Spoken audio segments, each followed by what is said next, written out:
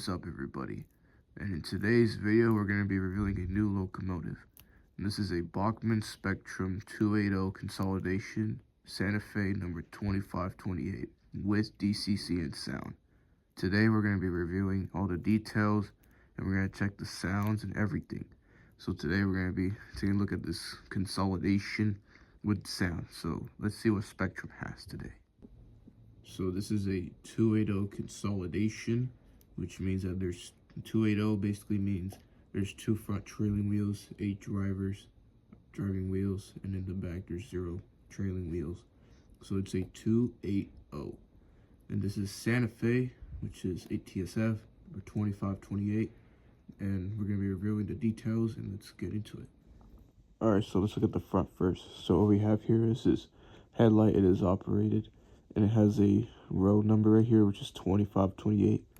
And then we have this smokestack right here, and some handrails right here, and then this plate right here that just basically says that when the locomotive was built. And then some nice details on the front, some handrails on the boiler, these nice ladders, and here's these handrails. They go up and down. And here's the knuckle coupler. It's a Easy Mate coupler from Bachmann. And then there's the pilot. If you look closer right here, it says keep off. I know it may be hard to see, but it says keep off right there. And that is the front of the locomotive. Alright, so let's look at the side of the locomotive. So let's look up here first. We have this bell. It's pretty stiff. It does not move at all. And here's the steam dome with the number on it, 2520 again. Here's another steam dome with the whistle on it. And here are these nice little handrails. They are metal. And then here's the smoke box side. And these nice little the walkway to be able to walk to the front. And if we look down here, here's the wheels. It's a driving wheel. And here's the cylinder where the piston rods go in that produces the steam. And here's the nice driving wheels. Pretty nice. They're like metal. So these are nice looking rods. And that is the side of the locomotive. Alright, so let's look at the back of the locomotive. As we look here, there's the cab right here, which has a letter right here, ATSF, which means Atchison, Topeka, and Santa Fe, which is ATSF Railway. And then here is this little detail part right here. I'm not sure what that is. I haven't researched about that, but it's pretty loose, so you gotta be very careful with that because it could break off easily. And then you can see there's a figure right there. I think that's the fireman. And there's a nice window right there. And there's 2 figures in there. I'm not sure if there's details in the cab, but we'll take a look at it. And then there's 2 wires from the locomotive. It goes straight to the tender. And these wires are pretty stiff, so you gotta be very careful with them.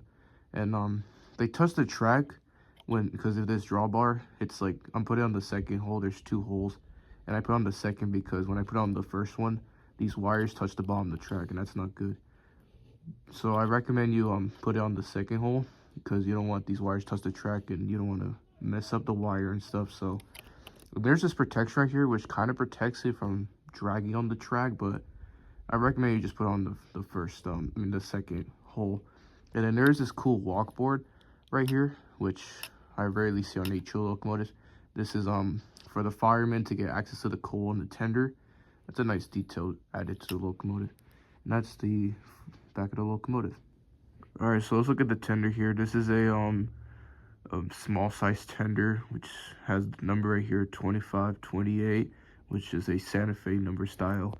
And then if we look at these little dots right here, I'm not sure what they're really called, but these are pretty nice details. I've seen a bunch of these on real life steam locomotive tenders, which is nice to add. This is a coal style tender, so there is coal up here. I'll show that in a bit. And here are these wheels. They're metal, and there's pickups under there. I think that's where they get powered.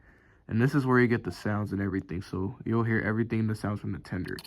So that all the sounds you'll hear is going to come from this tender. And this is a small size tender, and let's look at more. Alright, so let's look at the back of the tender. There's some details here.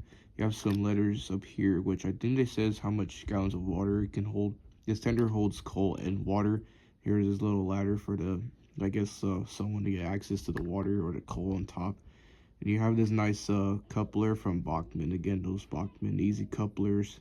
Has a spring on it, and then there's a little detail right here. There's little ladders right here. And then there's the row number 2528. Alright, so let's look at the tender here. So as you look up here, there is this coal load. It's plastic. And here is this hole right here. That's where the water gets into the tender. So if you go to the water tower or anything, they refill the water in here. That's pretty much it for the top of the tender. Alright, so I got the video of the inside of the cap. There are some details on it. I'm sorry if I'm moving a little too much. I can't really hold it that great, but you can see the two figures in there. It's nice details in there. I was expecting to be a lot in there. I can't really see because I can't even get access to the cap that much because, you know, it's blocked by the tender and stuff. So, and it's pretty dark too. So I didn't know it had this much details on it, but this is the details of the cap. I'm sorry for moving way too much, but yeah, that's pretty much the tender. I put the flashlight, I zoom in to make sure you guys could see. Then that is the inside of the cab. It looks pretty nice. So let's move on to some other stuff. Alright, so this is the other side of the locomotive. There's not pretty much to see. It's pretty much the same as the other side, but I think there's some little more detail over you can look at over here. And then that delicate part, that was the other side. It's not here. I think it's just only for one side. I guess you could say the difference at the side, there's more details and stuff in the other side. And yeah, that's pretty much the same. So there could be some little details I may have not noticed as different in the other side, but it's pretty much almost the same. But I think there's still like little more details on this side more than the other way.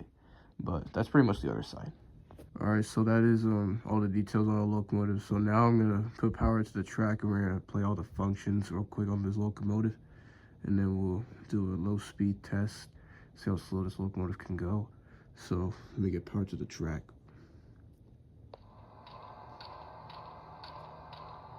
So yeah, as you can see, there's already sound on the locomotive. It does have a headlight, it's just not on right now. I don't know what's going on. But it doesn't have a startup sound, so when you get power to the track, it just starts playing sounds. So let's go through the functions. Alright, so let's go through the functions. We're gonna do number 1, which is the bell.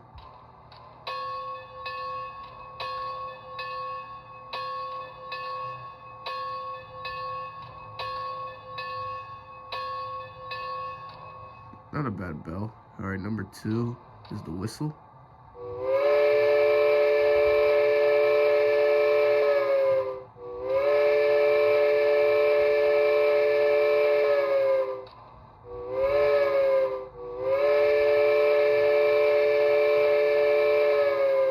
It's a pretty good whistle. Number 3 is a short whistle.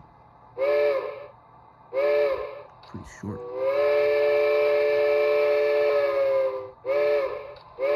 Alright, number 4 is a steam release.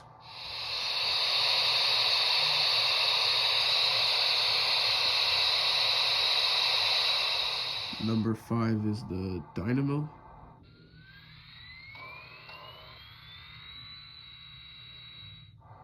Number 6 is water refill.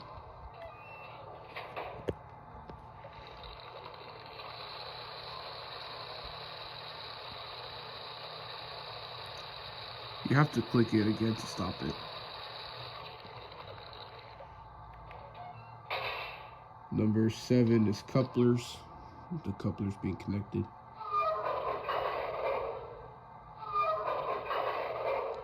Number 8 is mute.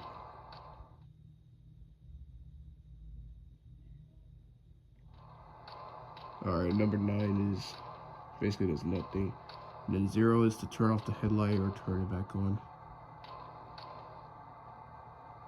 That's pretty much all the functions on it. Alright, so now what we're gonna do is we're gonna go through our different whistles. This locomotive has a CV where you're able to change whistles.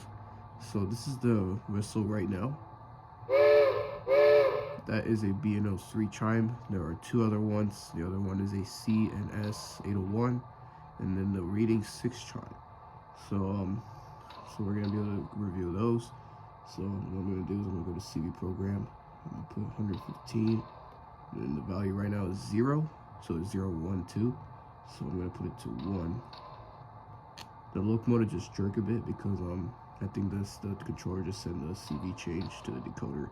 So that's what it does. So here's the second whistle.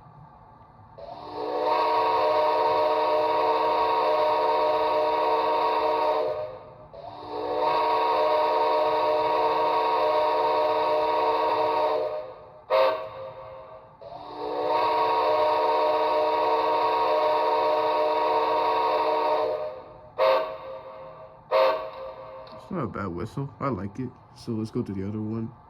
Again, I'm gonna do 115. Do it to 2 instead. This is gonna be the reading 6 chime. So here it is.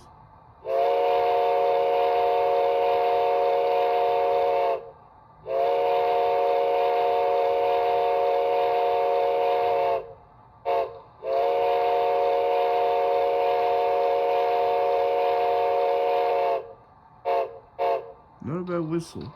However, I think my favorite is the BNL 3 chime. It just sounds amazing on this locomotive, so I'm gonna just change it back. And that's all the whistles on the locomotive. Alright, now we're gonna go through another CV, which is where you're able to change the bell. Which, not change the bell completely, but like I meant the rate. Like how fast it goes, how slow it goes. So we're gonna go through that. So there's values from 1 to 9, I guess. And right now the default is 4, so we're gonna start to 1. So I'm gonna do CV. It's gonna be 114, and then I'm gonna change from 4 to 1. So the bell's gonna sound faster than it was earlier. So here it is.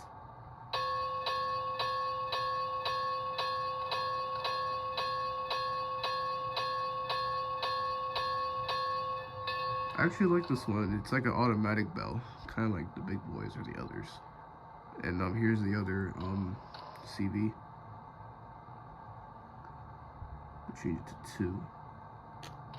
It's gonna sound kind of like 1, but I think it's gonna be a little slower.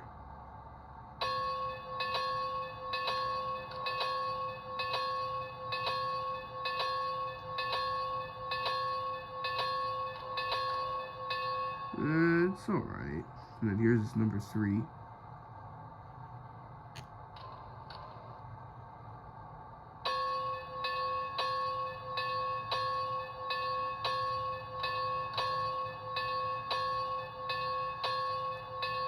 That one's alright too.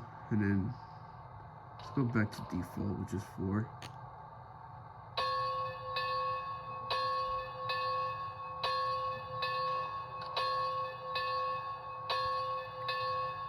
That's pretty much the bell for it. So that's the functions for 114. So let's go through the low speed. Alright, so we're gonna test the low speed on the locomotive just to see how slow it's able to go. And I'm gonna mute it so you can see how quiet it is while it moves. And I'm gonna do a reverse too. So I'm gonna start doing it as slow as I can. So I'm gonna try to go to one of my MRC Prodigy 2. So maybe a little hard to see. Kind of jerking a little bit. I know it may be hard to see it moving, but it is moving. I'm gonna put it to 2. And it's pretty smooth at 2. We'll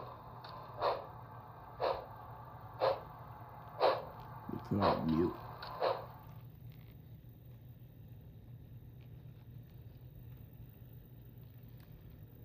That's pretty quiet. That's not bad. Now let's try it in reverse. So let me put it in reverse real quick. We'll put it at 1. And just like the forward, it does the same. It's jerking a bit, but let me put it to 2. There we go. It's pretty smooth at 2. Sometimes it jerks at 2. I'm not sure if it's because it hasn't run in a while, but it's running pretty good at 2% speed.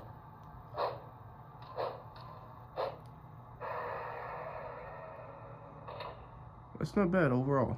So that is not bad, I would say. Good low speed, and I'm not sure if it will be like that all the time. Sometimes it jerks on 2. I'm not sure why, but I don't know. But that is how slow it can go. Let's just go through other stuff too.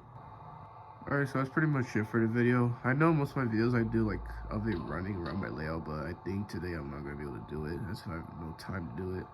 So this is just one of those reviews where they just, look at details and stuff and sounds. But overall, this locomotive is not bad. It is worth it. The price is between like 180 to 250. I paid only 150 for this thing, but you can find these on eBay for sale, which I think they're still available. I'm not sure, But this is actually worth it. Even if it's $230, it would still be worth it. This is not a bad consolidation from Spectrum. This is a from Spectrum. So there is other ones from Sound Value from Bachmann, which I think I would recommend those in this one. The ones with the economy sound, which is has more whistles than this one, which I wish I had the economy, but those are too expensive. I got this one because I got a good price on it. And I give this locomotive an 8 out of 10. It's just that some of the cons. It's the low speed at 1. It's not pretty that good. And then the other one is the light. It's just not that great. It's pretty dim. And that's pretty much I gotta say about it. About the bad things. However, I like the whistle, the sounds, the low speed. It's pretty good. So that is it for the video. I'm gonna let it pass through the crossing gate. That's the end. So maybe in the next video I'll show it running around my layout. I'm not sure yet, but that is it for the video. Hope you guys enjoy it, and I'll see you next review.